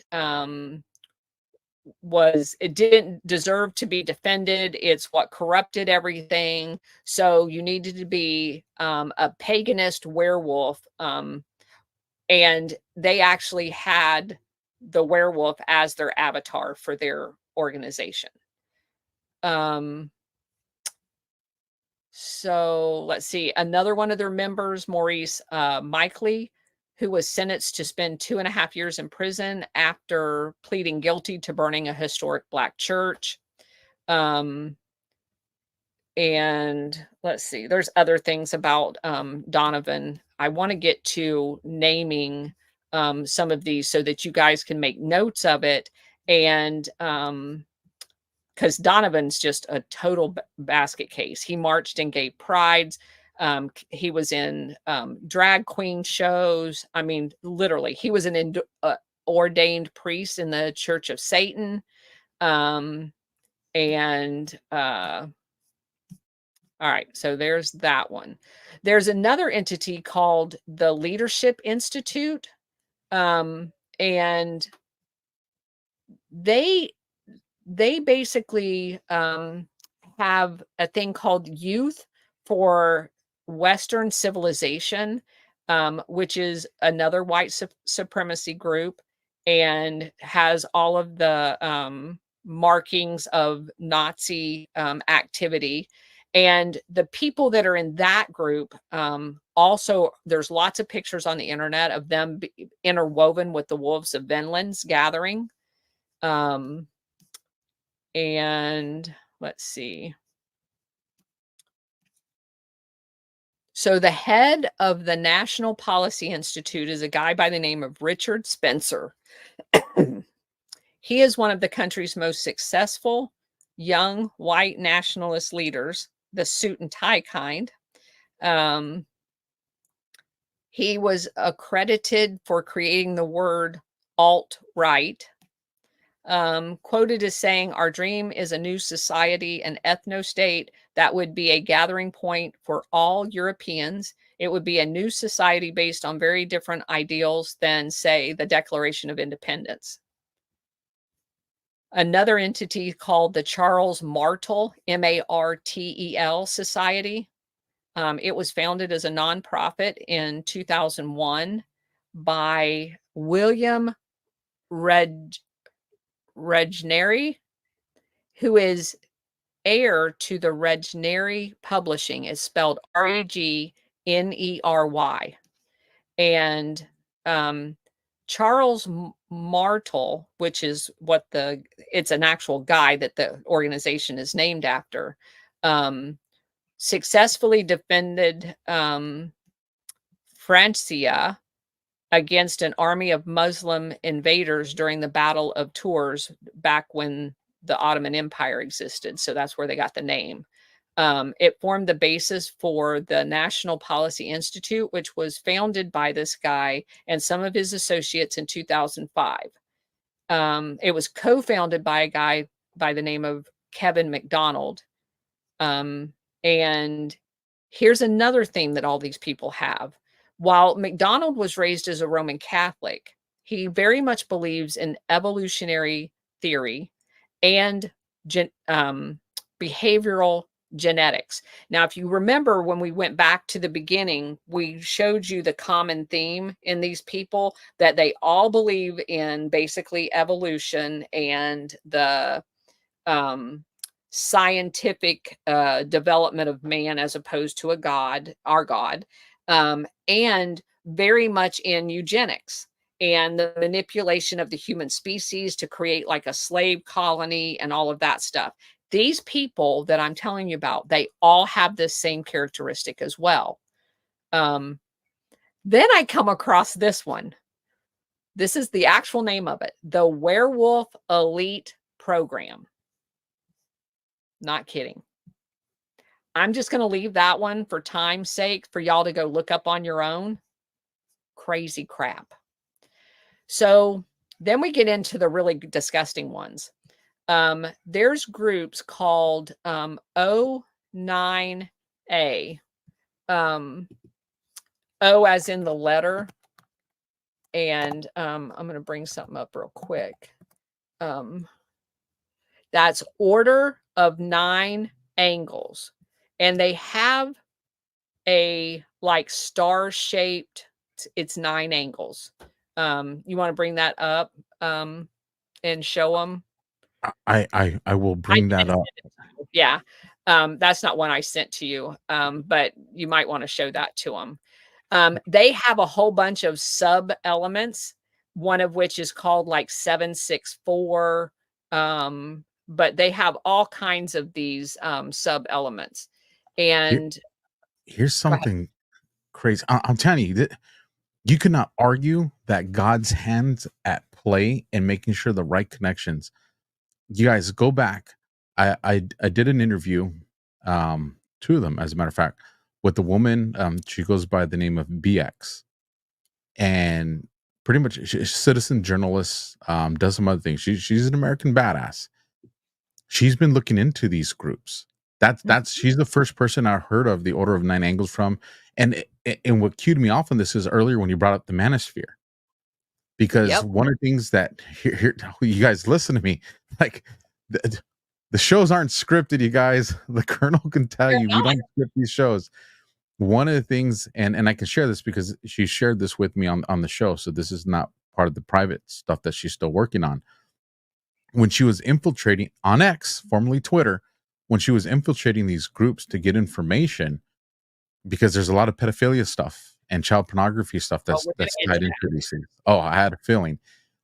Well, when she was looking at it, because she understands law enforcement, she has some connections, and she was like, what the heck? Well, come to find out, you have government agents that are operating in these groups. And she's like, then why don't you take it down? Well, you go back and watch the show, you guys. It's a show, like I said, it's BX. Just search my channel and BX less than 2 months ago for the most recent one, and you'll hear exactly about this Order of 9 Angles and the stuff that they do. It's isolated. It's not the broad picture of Operation Gladio, but it's the specific picture of what they're doing and what they're doing on X, where your kids are. And then I'll land it here and give it back to you. One of the things that they were doing is suicide kits. They were they were creating these. They're essentially telling people how to kill themselves and then profiting from it.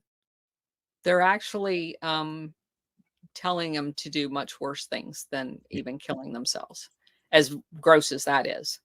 And that's why I want to name these. I want people to understand what they are. But every single one of these things have a fascist, Nazi tie, because what the piece that most people miss in the whole Nazi frame is psychological operations, and their tie to a lot of people don't understand that all of the SS had the mystic, Gnostic, Satanist aspect to it.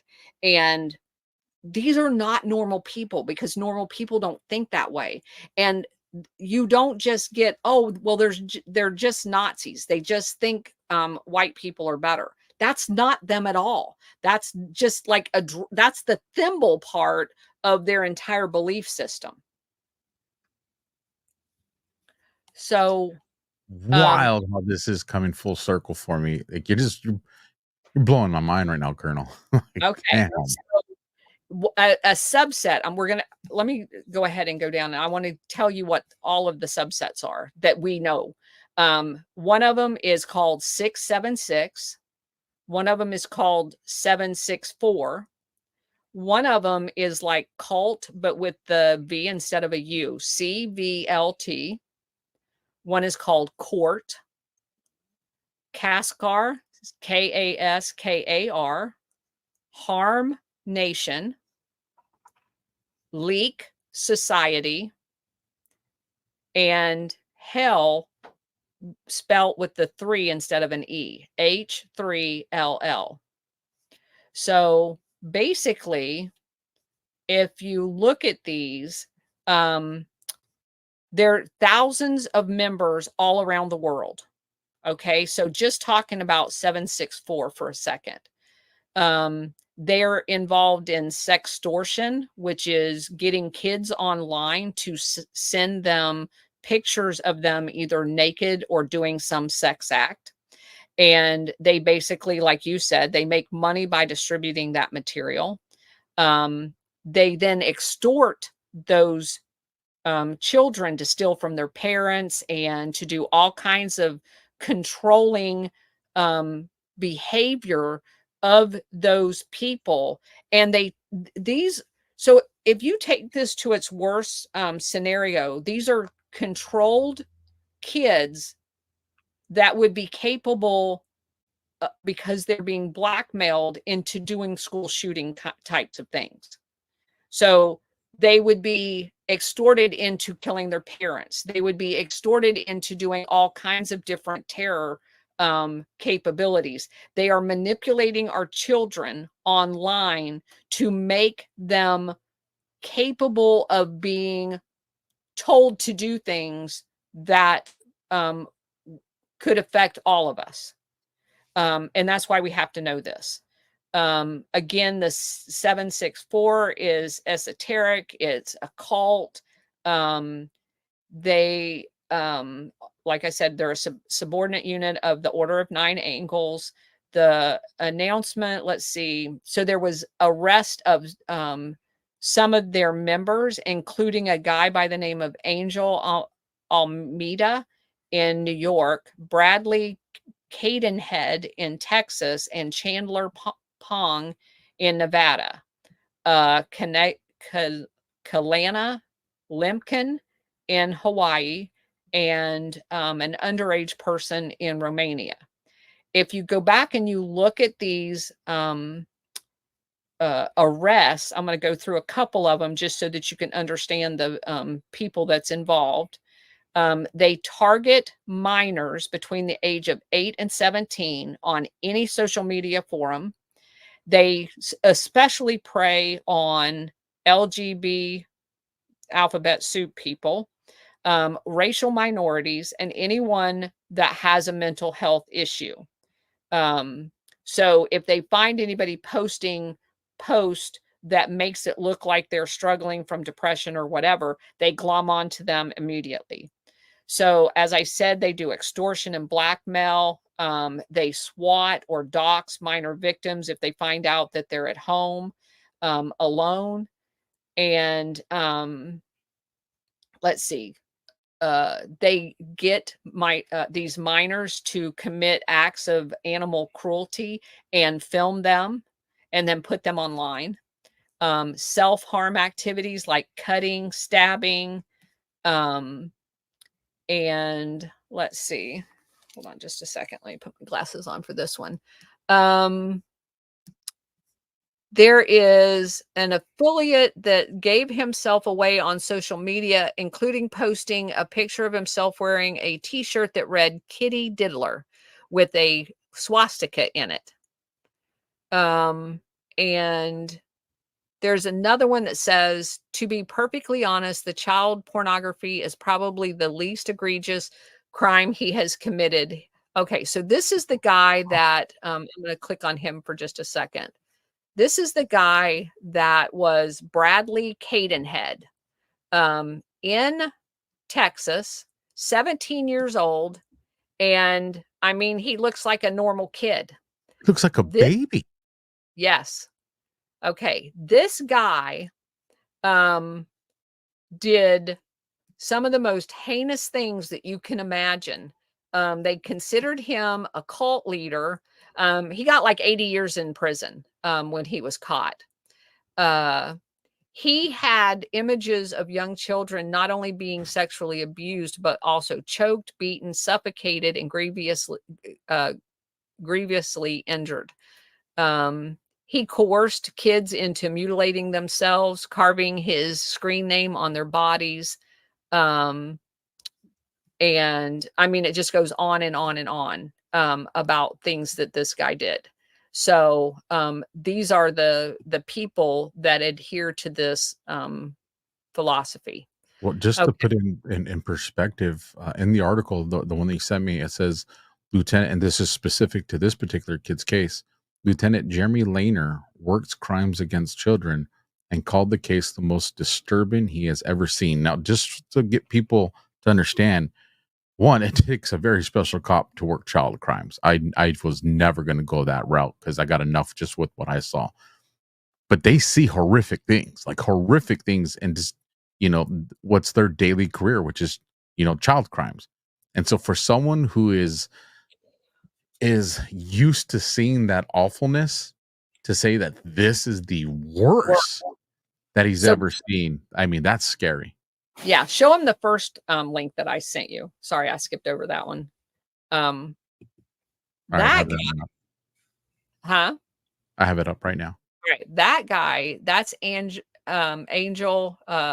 Lameda.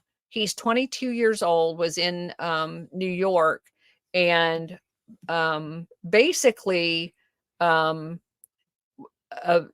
Nazi cult with basically he's the one that had the swastika shirt on, and they raided his home, had handguns, occult texts, memorabilia, his affiliation with the Order of Nine Angles, and all kinds of proof that about sexually abusing minors. And it says he had spent months coercing 2 minors into partaking of sexual activities to create child porn. It just goes on. But definitely he's affiliated with this whole thing. A lot of these people are on Discord, which is where they share a lot of this information. So definitely don't let your kid on Discord. And he had all of the Nazi, the 666, everything, the what do you call that thing? The trident that you see, that's Ukrainian state emblem, is featured throughout all of this stuff. So it makes me believe that the entire entity of Ukraine embeds all of this into it, which is why they have to hold on to it so hard. I know that's kind of a strong statement, but the more I looked into this, the more I got that impression. On this particular image, I don't know if you see it on your screen, Colonel, but he has like the drawing of like a man with like a mask or a helmet on, and it has like these symbols that has wait till we get to that. Yeah. So that whole thing, that skull mask, we're going to get to another guy down here, because it's called Bonehead. And that's emblematic of this entire line of thinking. Well, what he signs down here, this is creepy. He writes, a covenant signed in blood, may the devil walk with you always, and then some name I'm not going to try to pronounce. So I was wondering this is blood. Like, he marked all these things with blood. I mean, this is just evil. Yes.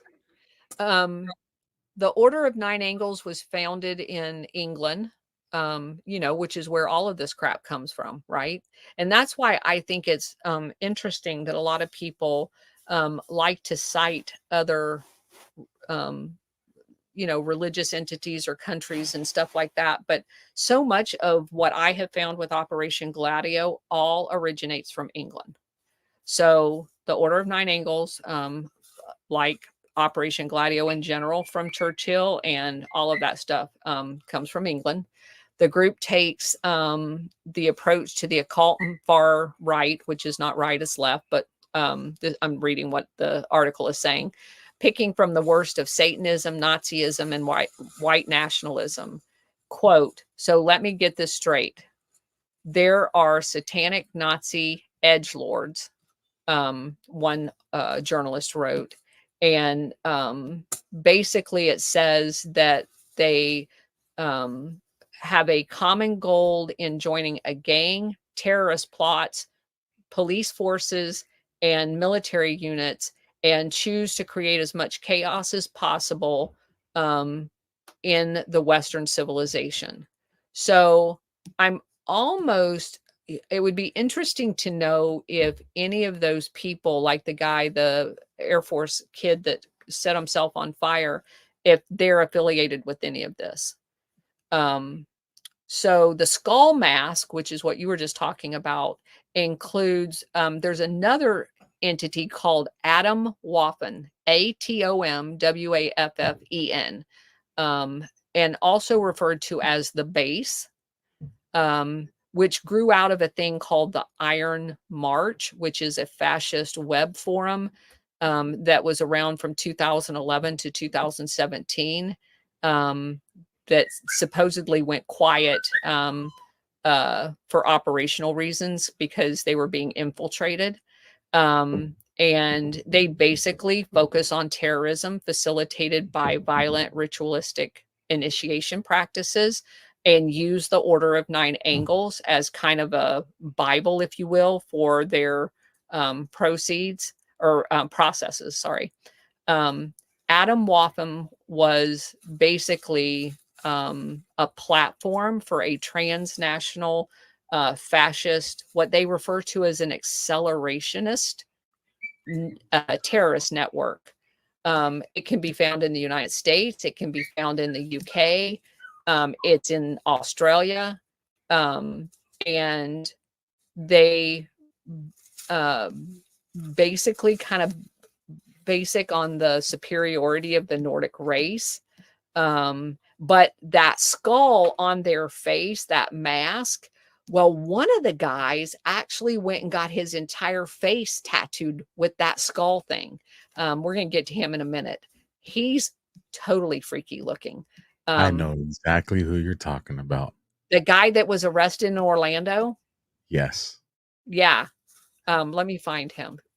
Search Boneface. That's all you have to do in Orlando, and he'll come up. Because he's down in my notes. He gets tied in with Laura Loomer. How? So when she went down to Florida and was recording all those Nazis that were on the bridge and all that, that put her on Boneface's radar.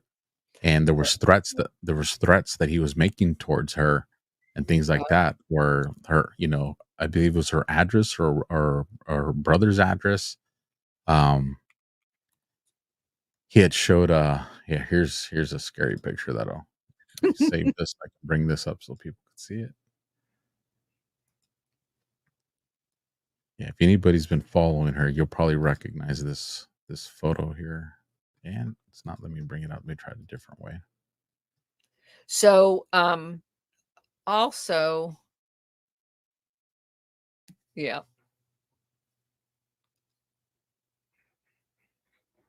Yeah, he's a scary dude.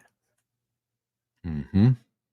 So these guys are all tied to another entity in Italy called the Black Brigade, which tied into their Nazi. And what was interesting is I don't know if you guys have ever heard of Bellingcat. Bellingcat is a website that is basically a CIA front, and they had a leak. And you know what they leaked is the identity of a whole bunch of these people.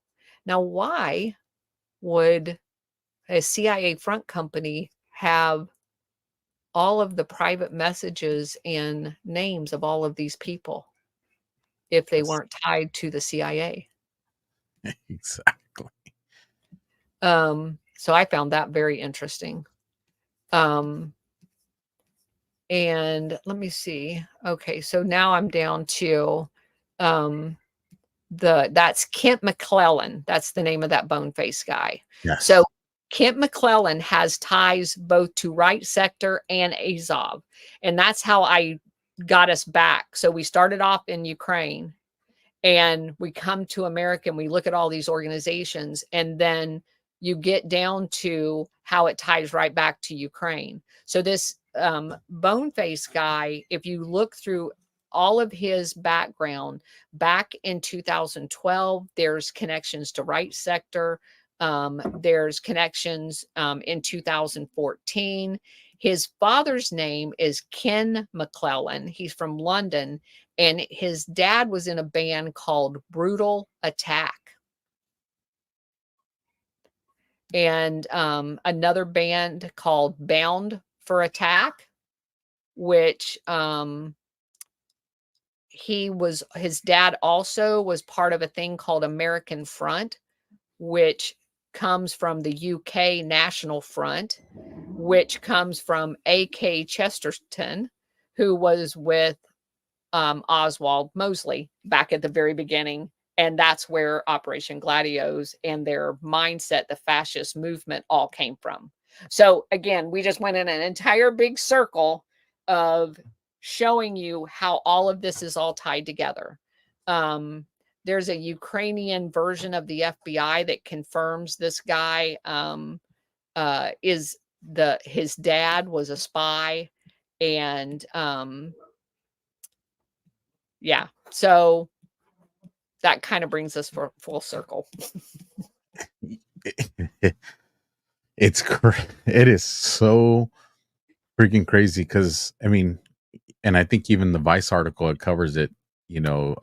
Kent or Boneface kind of reminds you of the guy from the Captain America movie with the Red Skull. And when you look at that, you look at Hydra, and what's Hydra supposed to be? But they're the Nazis. It's and movies, they're telling you. I wrote 3 comments down real quick, and we talked a little bit about the FEMA one. I anticipate we'll probably have a show down the line that will really go into that because I know you have to digest that for a little bit. But one of the things that when you look at the Order of the 9 Angles, and this comes to BX to say what you're saying because of we've seen these other countries, and she's doing work, so there's going to be a full-blown video that she makes on this. But some of the information that she shared with me, and she shared some of it public, so if I'm being vague, it's not because I'm holding back. This is somebody's hard work. When they're ready to put it out, they're going to put it out there.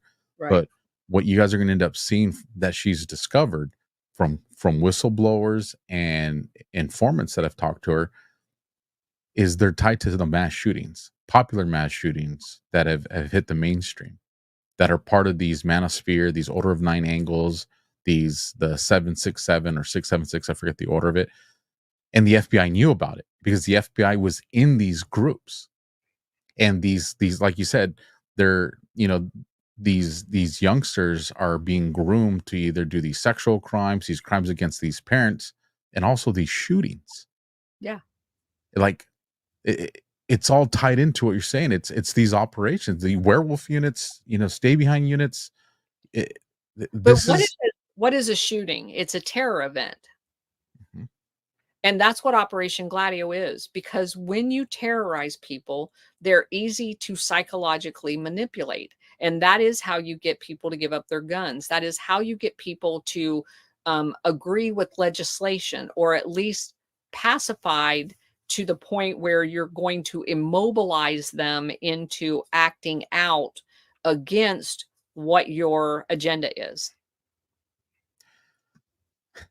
I have some, when we talk offline, we're going to connect some dots. And this, you guys, I don't do the talk offline thing. Is this, there's things of, there's a responsibility that comes with information, and you need to make sure you address things the right way. So never think it's, Alpha's trying to keep things secret. No, there's safety things that come into play too.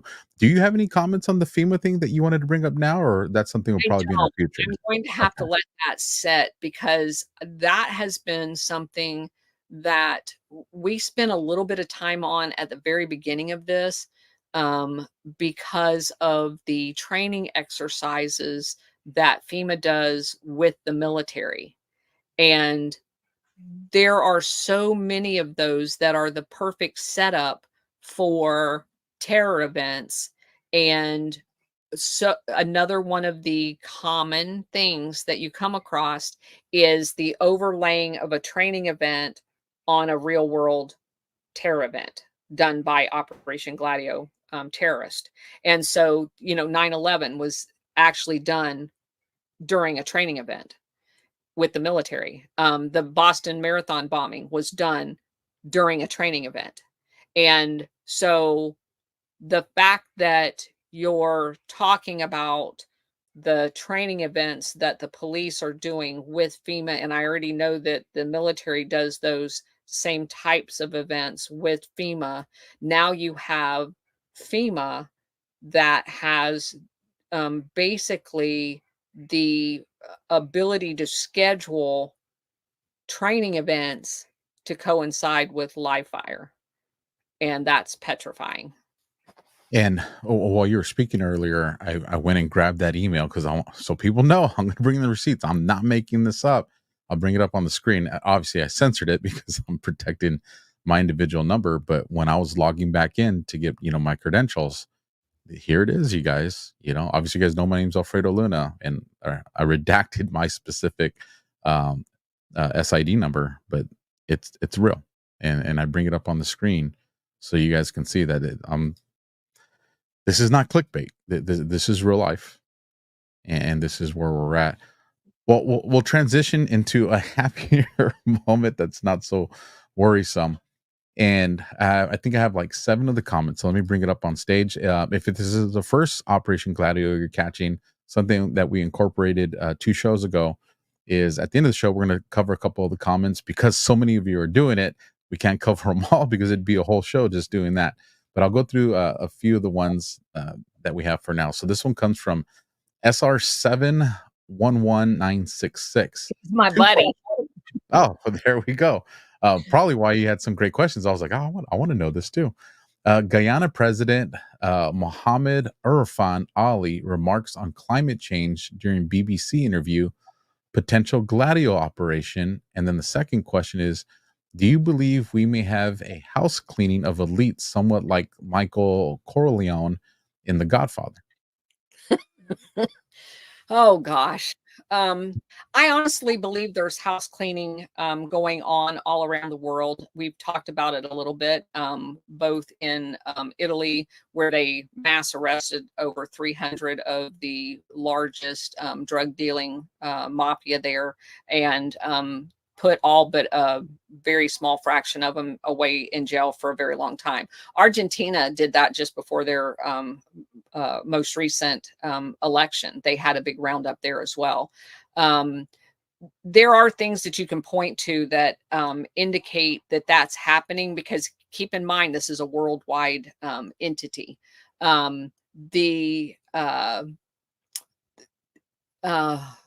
The election of so many of the people that are calling out this without using the term Operation Gladio, the new president in Italy, the Guyana guy, the Argentina guy, all of them are saying that they're not playing in this globalist network anymore. To me, all good signs. And the Guyana president, God bless him, I don't necessarily, they have already had Operation Gladio set up in Guyana. We talked about that during the Jim Jones, Jonestown, where they had the terrorist training camp that transitioned into an MK Ultra site. So I think he's there to clean this up. And I think he was telling them that you can pound sand. We're going to take the oil out the way we want to, and we're not playing your game anymore.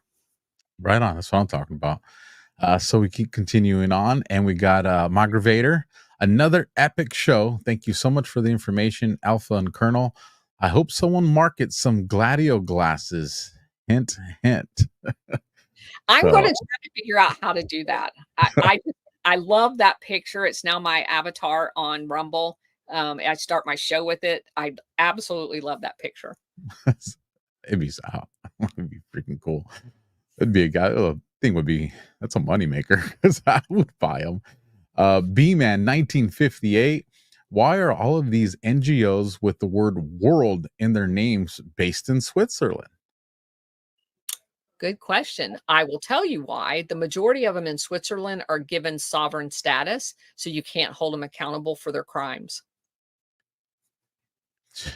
That gives me goosebumps. These people are so freaking evil. Jesus the One says, Haiti 2010, my daughter went with a Christian group for a mission of feeding and helping the people there. She was told that the people do not like the UN workers because they would come during the day and go back to their ship at night. I'm wondering if that was part of Gladio or just another child trafficking ring. Yeah, I don't know. I don't want to comment on that one. I don't trust NGOs. you know, yeah, I feel you. I'm going to be doing a show on NGOs, just so people know. This one comes from, I'm guessing Demise. You can correct me if I got it wrong. And gosh, this is going to be a tough word. And I got to say it twice. Perseivit theory, perseivit.com, sapioplex.com. Read the Substack first, then view the first two podcasts. So, I know who they are. Yeah, I'm familiar with that. It's an interesting theory. That's all I'm going to say. I'm going to check it out because it got my curiosity. Okay. And then we go to Nicole Darwin. Information is good. Oh, here's the one that I was saying. I was almost answering this earlier in the show. So Nicole Darwin says, information is good, but my question is, what are we able to do about it? And how can we stop it all? And I'll start this off and then I'll let you finish this one. The first thing you got to do to address the problem is recognize the problem. And so when we do these shows and we bring this information, you can already see on social media, like Operation Gladio is starting to become a term that it's not like, what's this? It's being very common. And when you get the mass, spreading of information to where eventually it hits the mainstream media, even when they don't want to, and people recognize it, well, then the whole basis of all these things that we're seeing from then to now is all happened under this umbrella of secrecy through these operations. And if we empower people with the information to show, hey, this is what it looked like in the past, this is what it looks like now, these are some of the organizations, the people, the government, the politicians, this is how they do it, then people will recognize it when it starts happening in real time. And then we can call BS on it and we can identify the threat and then address it. That's why this is so important. And that's what we're doing right now. And Colonel, I'll let you wrap that up if you have anything else. I don't have anything else to add. You're right. You said everything I was going to say. So then we'll move on to Cranop 59. My comment comes at the start of the 8th episode. Grand Canyon restricted areas equals WWG equals Gladio. Much thank you, Alpha and Colonel. So I do believe that just as it has been everywhere else in the world, our national park system, number one, I believe is unconstitutional. Number two, it is the perfect setup for training camps. It is. Look at all the areas that have become restricted, but then you'll see military going. I'll keep going. And I think there's one or two left. Let me see. All right, here we go. Okay, last one. Frogger 808. The overthrow of the Hawaiian Kingdom was a Gladio operation. Same players, Rothschild bankers, Bayonet Constitution, Committee of Safety, Honolulu Rifles, all names of operations, and Gladio. So that's actually very interesting that would come up because I just finished an entire Hawaii back. Now it was pre-Operation Gladio, so I want to make sure that people understand. But it was done in a very similar. It was imperialism. Maybe not Operation Gladio because Operation Gladio is the whole stay behind with weapons stashed and using terrorism to do that. I was fascinated by coups, and they basically orchestrated a coup and overthrew the queen because the queen wanted their the ability to govern without the people that had came from the United States and the large companies like Dole monopolizing the property there. And because the king that she had inherited the throne from had very much got in bed with them, and she wanted their sovereignty back, and she was immediately deposed as a result of that. And it was done in an orchestrated manner using our State Department. So yes, there were some very similar entities. It just wasn't necessarily a Gladio operation. It certainly was an imperialistic coup by the United States. What a time to be alive. God wins, you guys. It might be an ugly fight, but God wins. Colonel, real quick, first of all, everybody, all the links are down in the description. But for those that are listening and not watching right now, Colonel, where can people find you? What's your Rumble channel? What do you got working on your Rumble channel? And then give us a teaser of what's coming next. So I've got about 3 that I'm working on. I'm not sure what we'll do next. So I'm going to say that up front. I'm at the Colonel's Corner on Rumble. I'm at Colonel Towner on X and at Colonel Watkins on Truth Social. And we are currently reviewing a book called The Golden Warriors. Golden Warriors. Sitting right here. And it is about and so again, this is fascinating. We've been doing this book for probably the last 3 weeks, right? We're like on chapter 8. And Ian Carroll on X last Friday basically took a couple of hours and went through an overview of what is this book. And so I'm convinced that we are making a difference. We are getting people's attention. People are paying attention. Never before had anybody, George Webb even mentioned Operation Gladio. What? Yeah. He did it in the whole Gladio A-B thing, but which I took exception to him. And he responded and he goes, I violently disagree.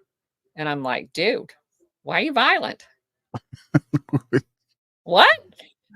Why would that violently bother you? You're just wrong. You're using the wrong term. And oh, George, are you CIA, George? Alpha wants to know. I want to know. Because again, when you do that, as far as I'm concerned, it's limited hangout. You're doing the whole thing as like neo-Nazi and I even corrected the guys on Badland the other day when we were doing our second Turkey video and how Operation Gladio had affected the Kurds and the Turkey and blah, blah, blah, because they called it a color revolution. And I said, there's no such thing as a color revolution. It's coup. Stop using their terms. They created color revolutions to make you not look at actual coups. And if you call it a coup, then you can look at all 75 coups that the United States has orchestrated with the CIA instead of just like it's a color revolution. So there's only been a couple. No, there's over 75 of them because they're actually called coups. Please don't play their game. Stop changing the emblems on the car. It's the same motor, everybody. Colonel, this has been... Put my new patch on. It's been absolutely phenomenal. God, man, I love it. Every week you just when I'm like, okay, I have to have heard it all now. And no, I haven't. You guys stick around. Yeah. I hear you. You guys make sure you go click on the links, go support the Colonel on Truth, on X, at our Rumble channel. This has been the AlphaWarrior Show. Stick around, support the sponsors. Go visit the AlphaWarriorShow.tv. Check out the new mall. Check out the new stores. And I'll catch you guys the next time. Monday, Tuesday, Wednesdays, 9 p.m. Eastern, 6 p.m. Pacific. Good night and Semper Fi, everybody.